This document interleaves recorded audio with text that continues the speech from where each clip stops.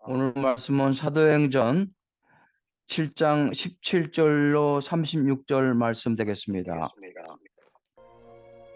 하나님이 아브라함에게 약속하신 때가 가까우매 이스라엘 백성이 애굽에서 번성하여 많아졌더니 요셉을 알지 못하는 새 임금이 애굽 왕위에 오르매 그가 우리 족속에게 교활한 방법을 써서 조상들을 괴롭게 하여 그 어린아이들을 내버려 살지 못하게 하려 할세.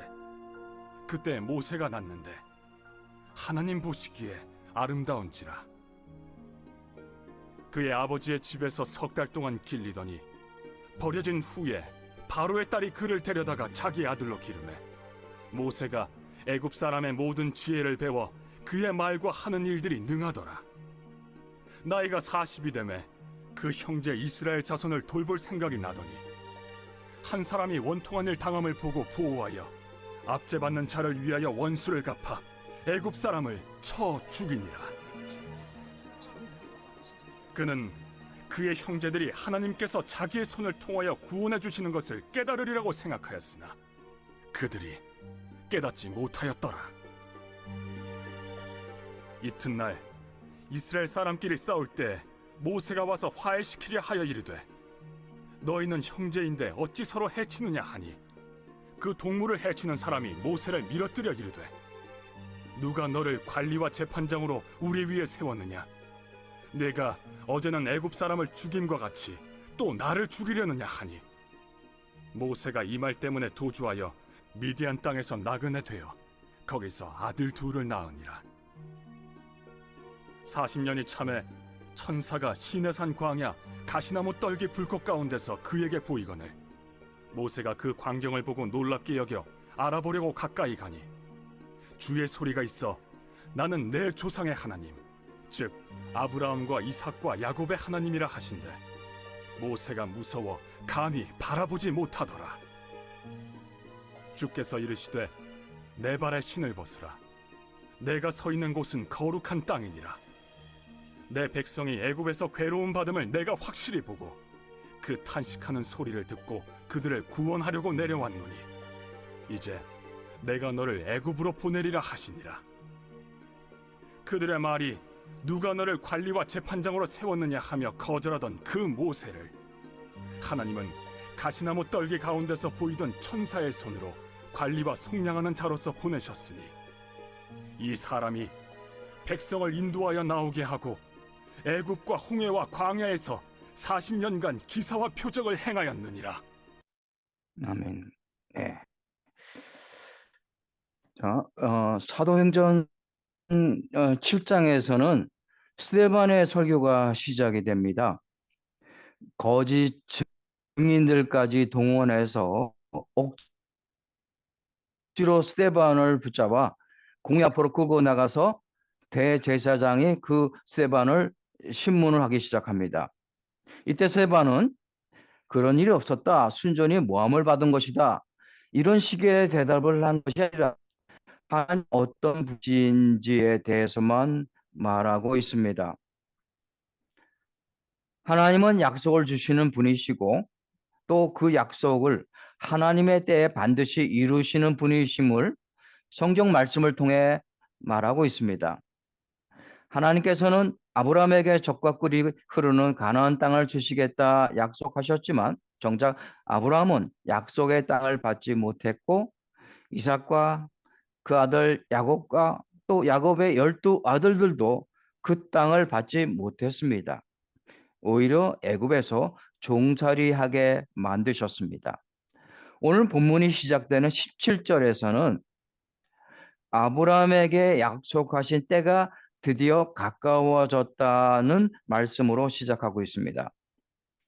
그렇다고 가나안 땅으로 들어갈 수 있는 가능성이 보이기 시작한 것은 아니었습니다.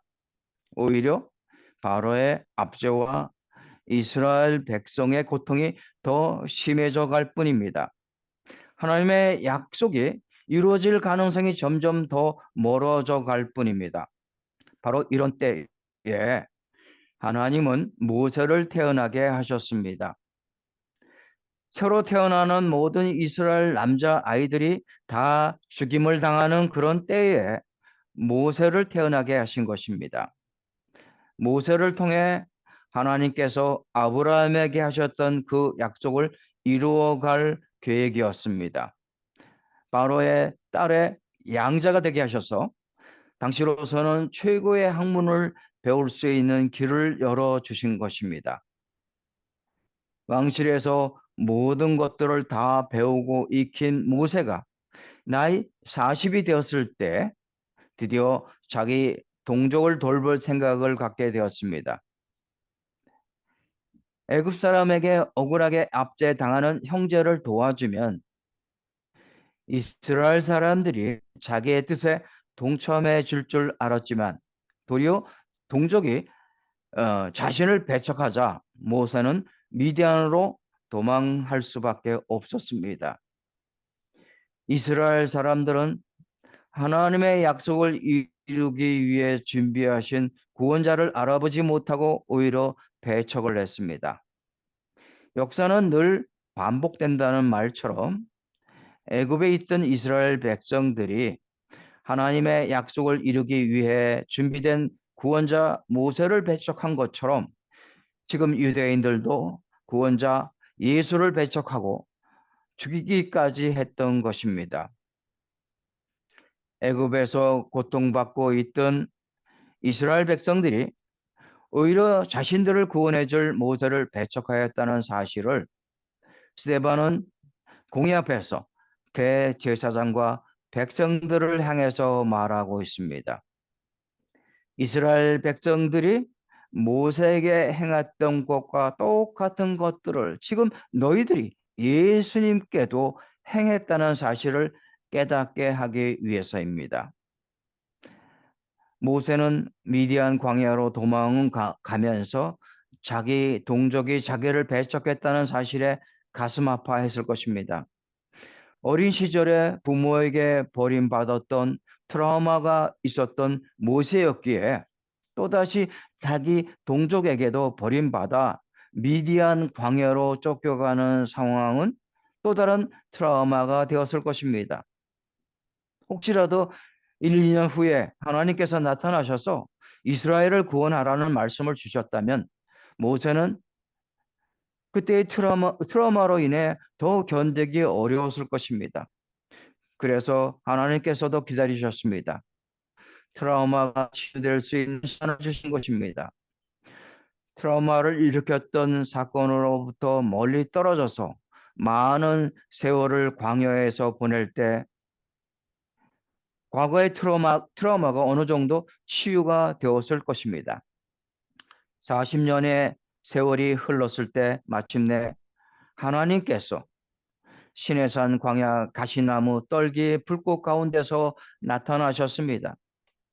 자신을 거절한 백성 가운데로 돌아가서 그들을 이끌어내라 말씀하셨습니다.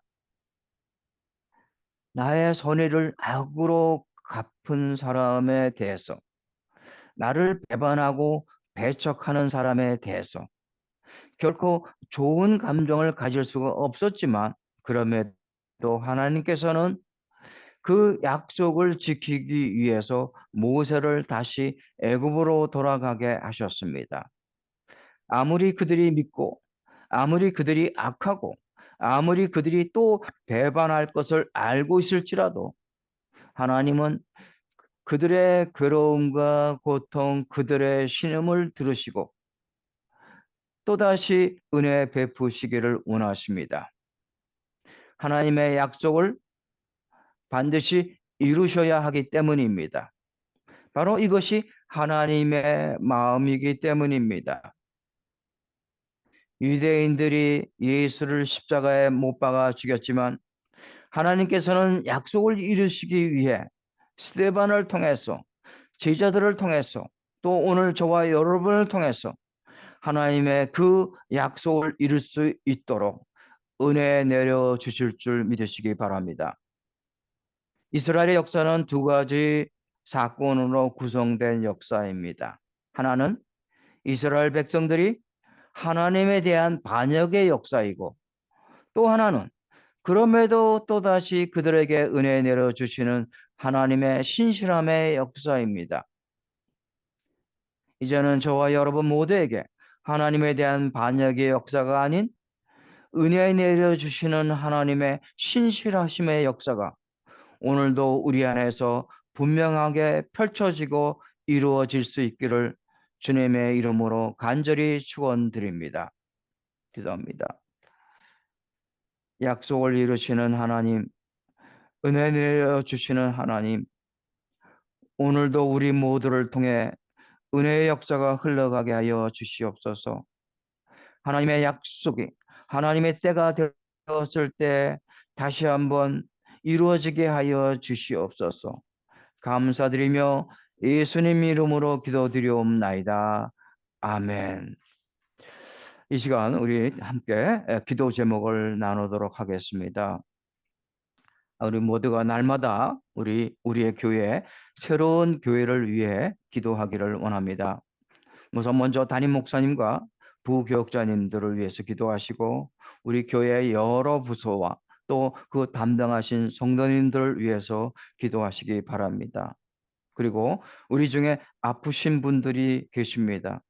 고통 중에 있는 모든 환우들을 위해서 기도하시고 옆에서 돌보시는 가족분들을 위해 기도하시기 바랍니다.